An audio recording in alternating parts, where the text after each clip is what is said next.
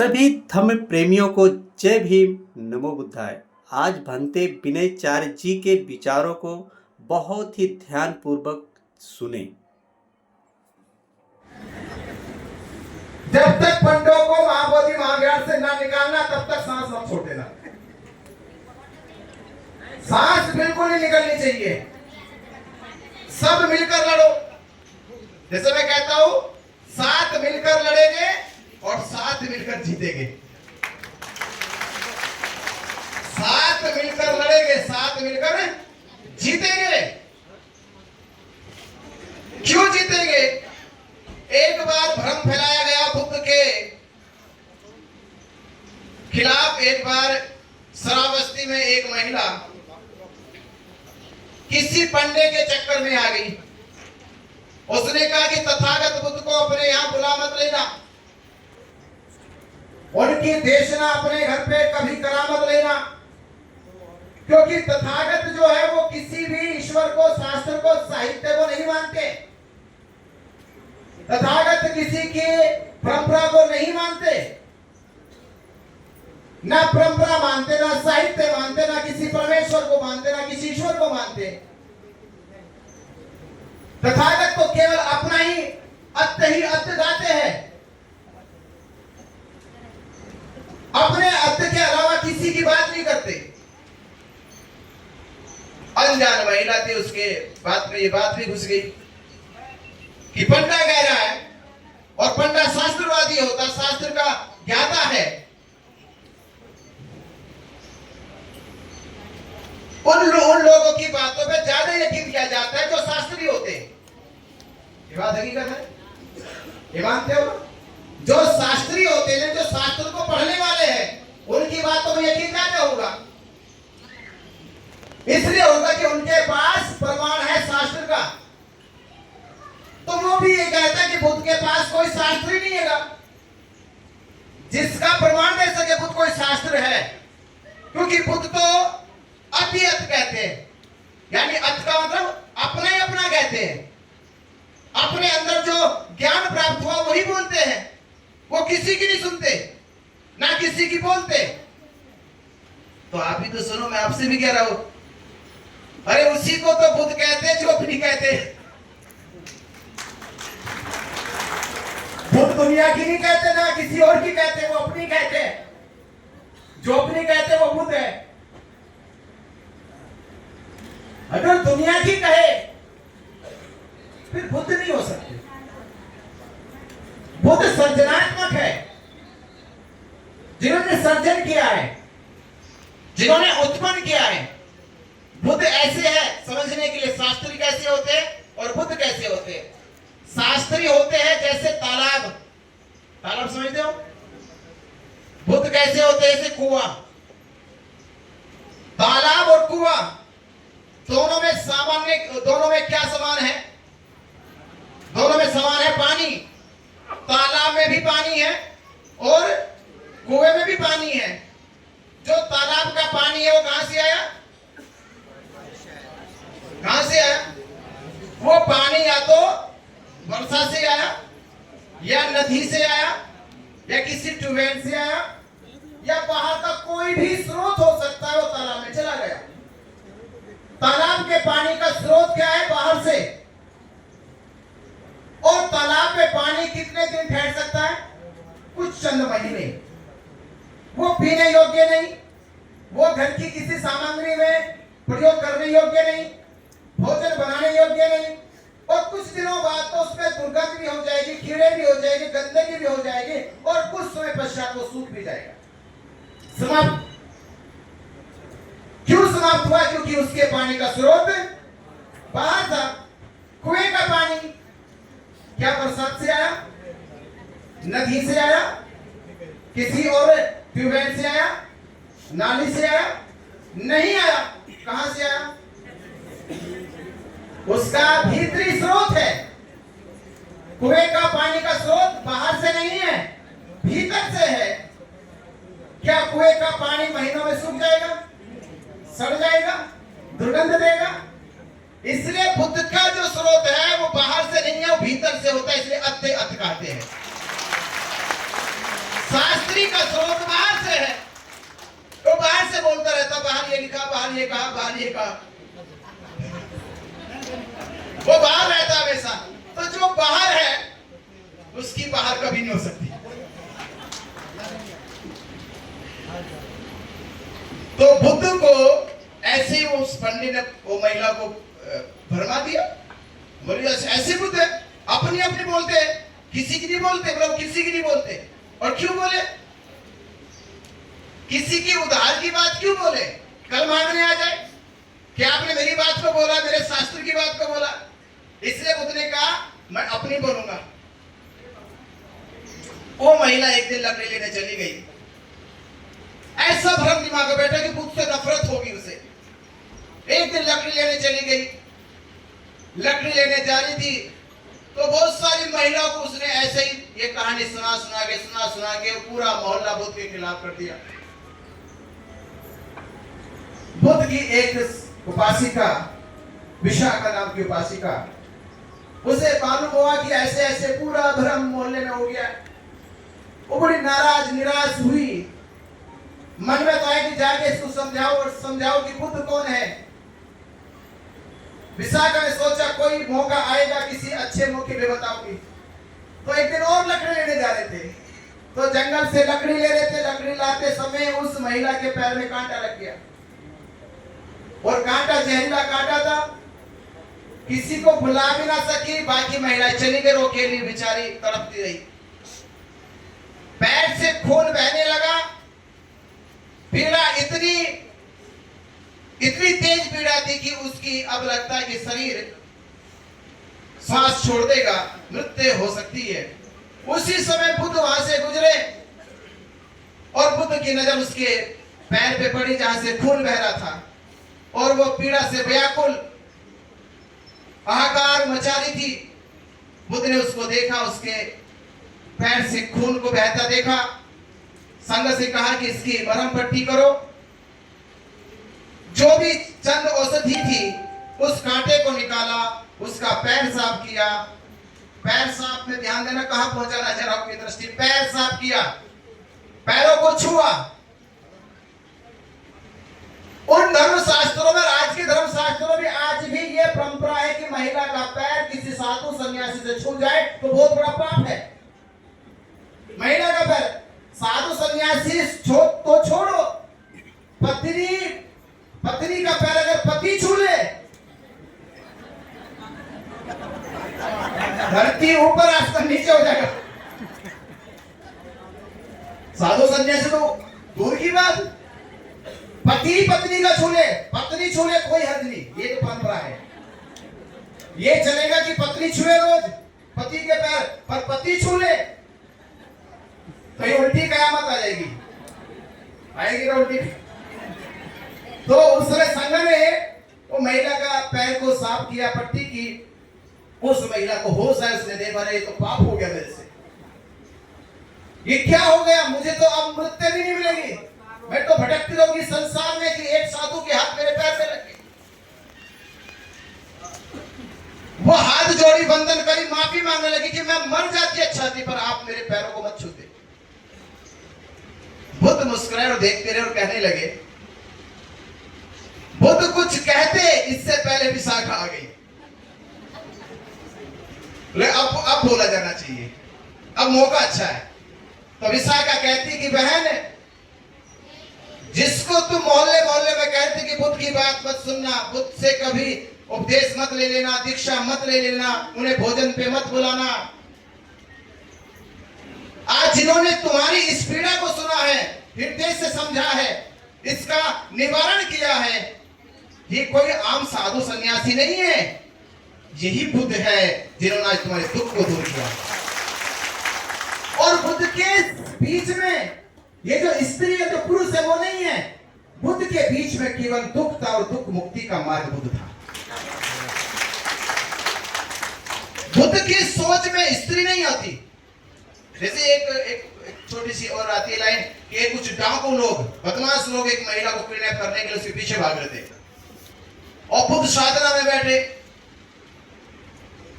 महिला गुजर गई, डाकू डकैत आए, बुद्ध से कहने लगे, साधु सन्यासी आपने किसी महिला को जाते देखा यहां से? वो तो क्या, मैंने किसी को नहीं देखा। वो डाकू आगे बढ़े और उस महिला को पकड़ के लाए और फिर थोड़ा सा क्रोधित होकर बोलने लगे, आप तो कह रहे थे कि आपने किसी महिला को यहां से जाते नहीं देखा, ये तो गई थी। तो बुद्ध कहते हैं, मुझसे पहले पूछते ना, आपने तो पूछा महिला को जाते देखा, इसका मुझे कोई ख्याल नहीं था, पर यह ख्याल था कि हाँ कोई गया है। ये क्यों पूछते हो कि महिला गई? ये पूछते कि कोई गया है, तो साइड कहता कि हाँ कोई गया। आपने पूछा महिला गई है, तो मैंने महिला नहीं देखी थी, आप कोई गया ये तो देखा था। तो ये समझ ये जो विकसित होती है, वहां से भेद घट जाता है, अंतर खत्म हो जाता है, असमानता खत्म हो जाती है। तो जब ऐसा अस्तित्व पूरे भारत में बुद्ध का फैलने लगा, ये भ्रम मिटने लगे, तो जो भेदभावी लोग हैं, जो असमानता पे अपने अस्तित्व को रखना चाहते हैं, उसकी नींव टिकाना चाहते हैं, ऐसे लोगों को तकलीफें हुई। और ये भारत भर में नहीं, पूरे विश्व भर में तकलीफें हुई। महाबोधि महाविहार बोधि वृक्ष को नष्ट करने के लिए भारत के साथ साथ तमाम विश्व के कितने आक्रामक लोगों ने हमला किया। एक वक्त तो आया कि भिक्षु का कत्लेआम किया गया। बौद्ध धर्म की तीन बड़ी ताकत होती है, एक भिक्षु, एक बुद्ध की शिक्षा और दूसरी बौद्ध संस्कृति, बौद्ध विरासतें। ये तीन बौद्ध धर्म की समाज में बड़ी ताकत होती है। भिक्षुओं का संघ वो नष्ट किया गया, बौद्ध शिक्षाओं को नष्ट किया गया और बौद्ध विरासतों संस्कृतियों को नष्ट किया गया। ये तीन चीजें नष्ट हो गई, धीरे धीरे भारत में से बौद्ध धर्म का पतन हो गया। आज उस पतन को जब पूरे विश्व ने देखा कि भारत तो बुद्ध की धरती था, जब हम लोगों को बाबा साहब अम्बेडकर ने जगाया और समझाया कि आपकी संस्कृति तो लूटी है, तो जब ये एहसास होने लगा तो मिट्टियां खोदने लगे। तो कहते हैं कि उस समय की विरासत और संस्कृति को कुछ को कब्जा लिया गया, कुछ को दफना दिया गया, कुछ मिट्टी के नीचे थी और कुछ खत्म कर दी गई थी। तो आज जो मिट्टी के अंदर है उनको खोदा गया तो बौद्धों की विरासत मिली, बौद्धों की संस्कृति मिली है। हजारों साल से बौद्ध संस्कृति को मिटाने के प्रयास हुए, सफल नहीं हुए अपने साजिश में। इसलिए बौद्ध विरासतों को उन्होंने देवी देवता बनाने के काम किए। जब वो सफल नहीं हुए कि बौद्ध मिट नहीं सकते, बौद्ध संस्कृति खत्म नहीं हो सकती, उन्होंने अपने देवी देवताओं के रूप में उन्हें प्रचार प्रसार करना शुरू किया। और अनेकों किताबें, अनेकों पुस्तकें लिखी गई। और एक स्वामी विवेकानंद जी जो उस समय हिंदू धर्म को बड़ा अच्छा मानते थे, बड़ा उनका प्रचार प्रसार भी करते थे, आखिर समय में उन्होंने भी कहा कि जगन्नाथ मंदिर जगन्नाथ भगवान का नहीं है, वो तथागत बुद्ध का महाविहार है।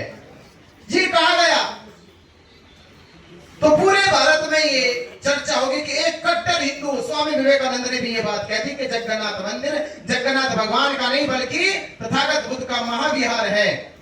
तो वो सारे दुश्मन हो गए, उनके सारे पंडित दुश्मन हो गए। इसलिए उनकी युवा अवस्था में मृत्यु हो गई, उनको जीने नहीं दिया गया। तो जो भारत में सही बोलेगा, सत्य बोलेगा, सत्य की लड़ाई बहुत कड़वी है, विरोधी है, विरोधाभास है।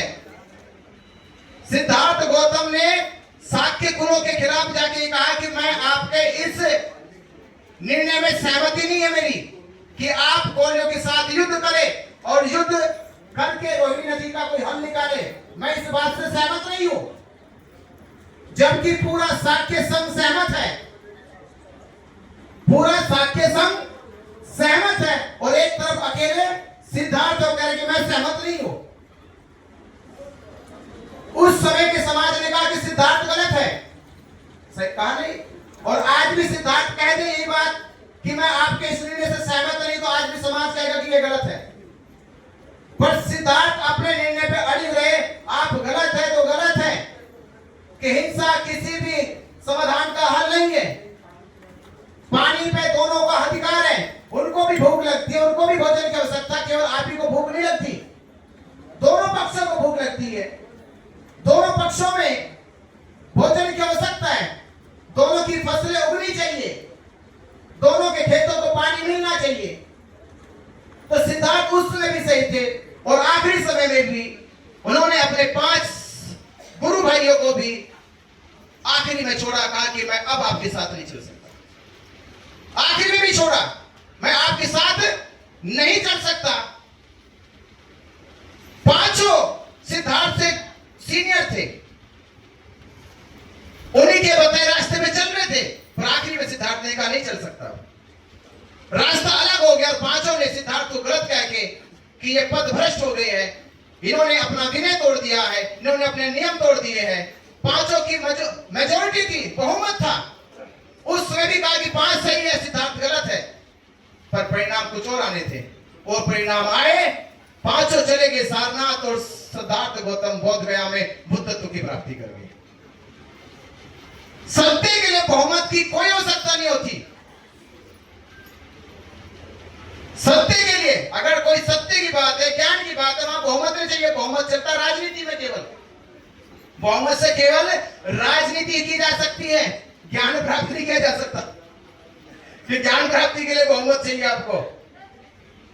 तो आखिर में वही हुआ, सिद्धार्थ ने अपने आप को सिद्ध किया, वो बुद्ध बने तो 5 भी उनकी शरण में आए और पूरा शाक्य संघ उनकी शरण में आ गया।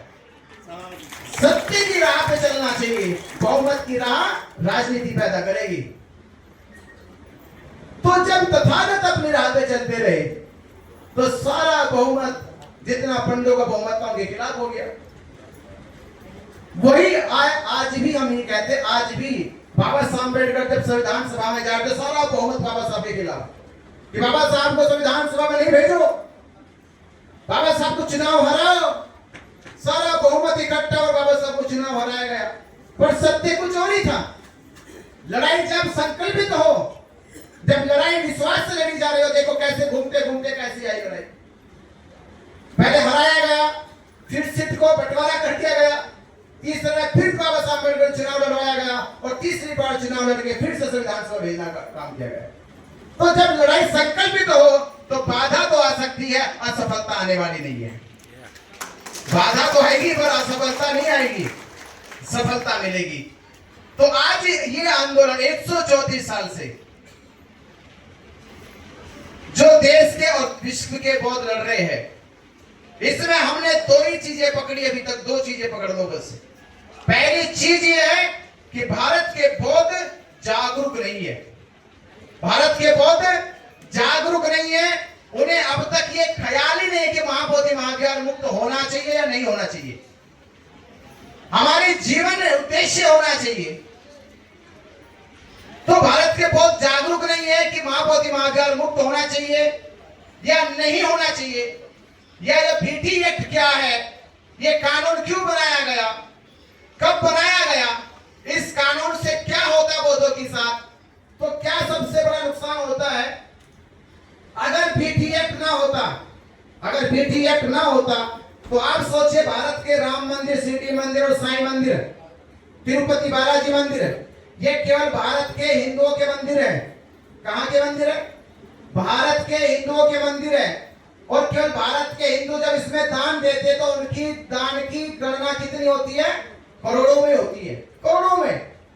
महाबोधि महाविहार केवल भारत के बुद्धिस्टों का महाविहार नहीं है, वो विश्व के 56 देशों से ज्यादा बौद्ध उपासक उपासिकाएं उसमें श्रद्धा से दान देते हैं कि धर्म का प्रचार प्रसार पूरे विश्व में जाए। तो जब विश्व के बौद्धों का दान महाबोधि महाविहार में आता है तो भारत के हिंदुओं का दान करोड़ों में है, तो महाबोधि महाविहार का दान अरबों में जाता होगा।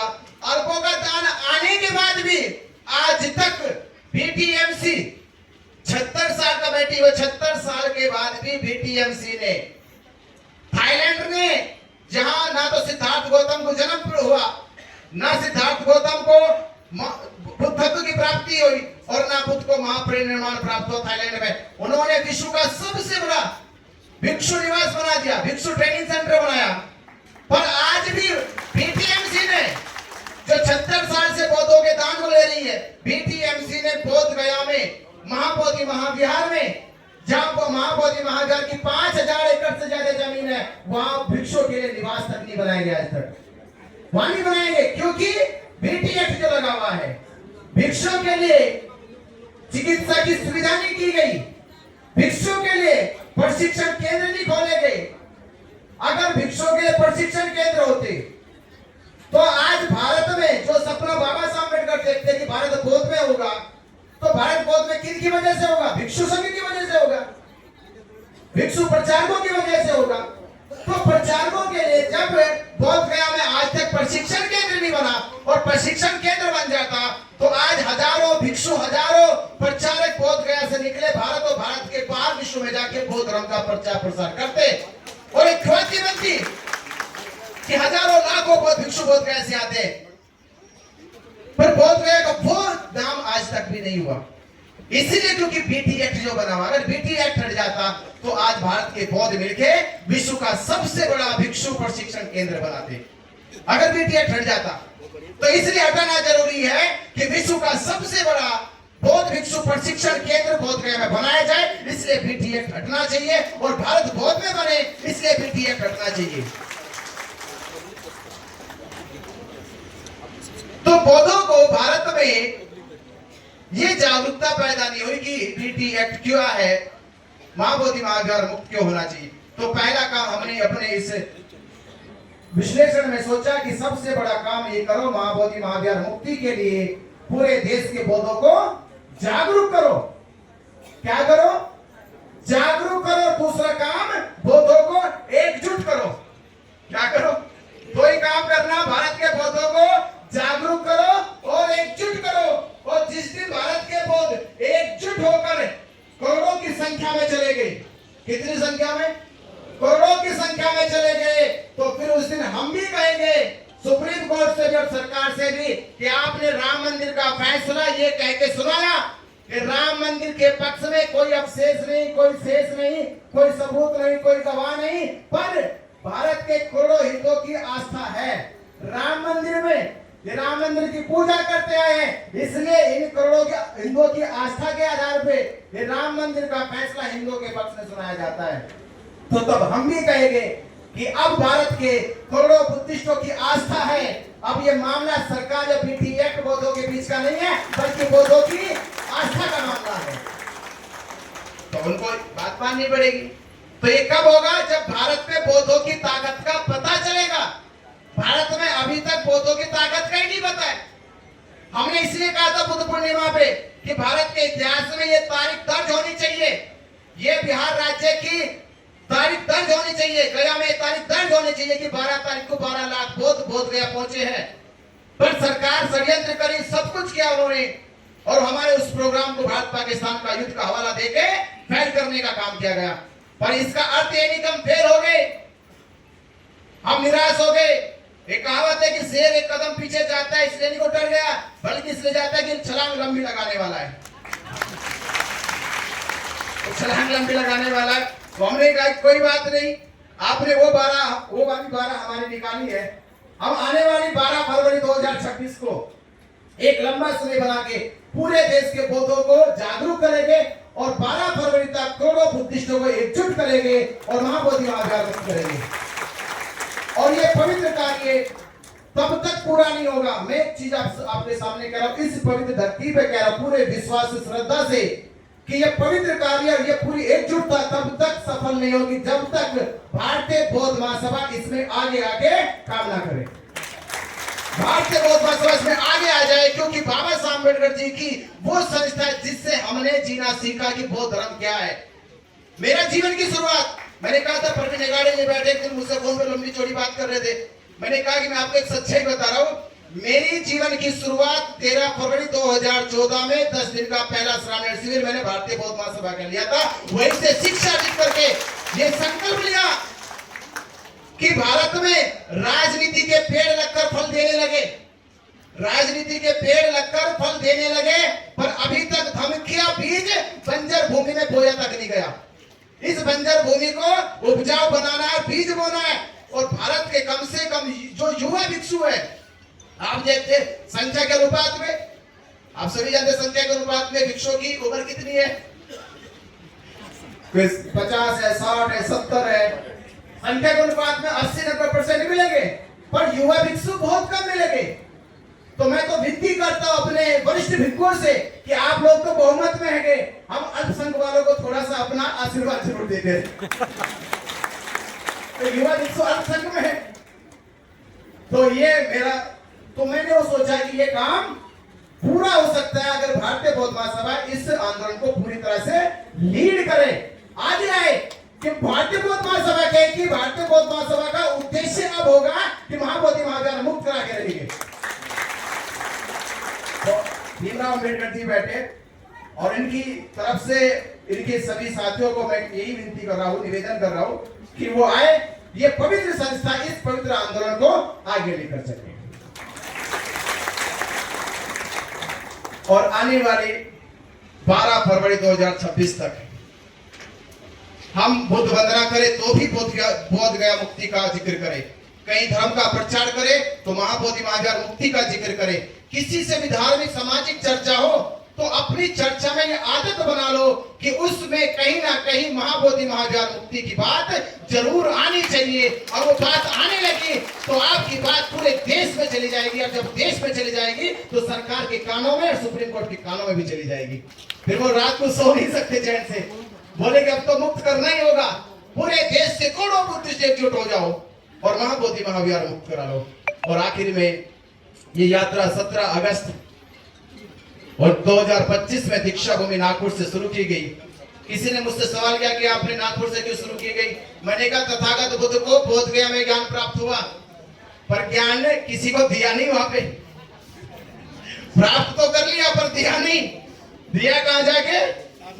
सारनाथ में, क्योंकि सारनाथ की भूमि उपजाऊ थी, वहां पे तपस्वी साधक सन्यासी लोग बैठे थे, तपस्या कर रहे थे। तो बुद्ध ने कहा कि जो लोग ज्ञान के भूखे उनको दिया जाए। तो इस समय भारत की सबसे शक्तिशाली सबसे मजबूत जो कड़ी है वो दीक्षा भूमि नागपुर है, और दीक्षा भूमि नागपुर से जब ये लोग लाई जाएगी तो इस लोग की चिंगारी पूरे देश में फैलेगी। तो 17 अगस्त से शुरू हुई और ये यात्रा आज 2 सितंबर को अपने मध्य स्थान पे पहुंची है। और यहाँ हमने ये संकल्प लिया था कि हम चैत्य भूमि पहुंचकर ये संकल्प लेंगे कि हे बाबा साहब अम्बेडकर, आपने 14 अक्टूबर 1956 को हमें दम दिया, हमारा मान बढ़ाया है।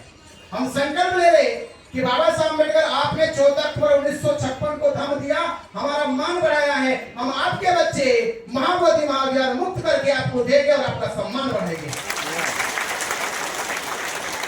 ये संकल्प ले लिया कि ये संकल्प लेके आगे की यात्रा को शुरू करेंगे। और ये यात्रा पूरे देश में आने वाली 12 फरवरी तक पूरे देश के बौद्धों को जागरूक और एकजुट करने का काम करेगी। आपने मेरी बात को ध्यानपूर्वक सुना, आपका बहुत बहुत धन्यवाद, साधुवाद। और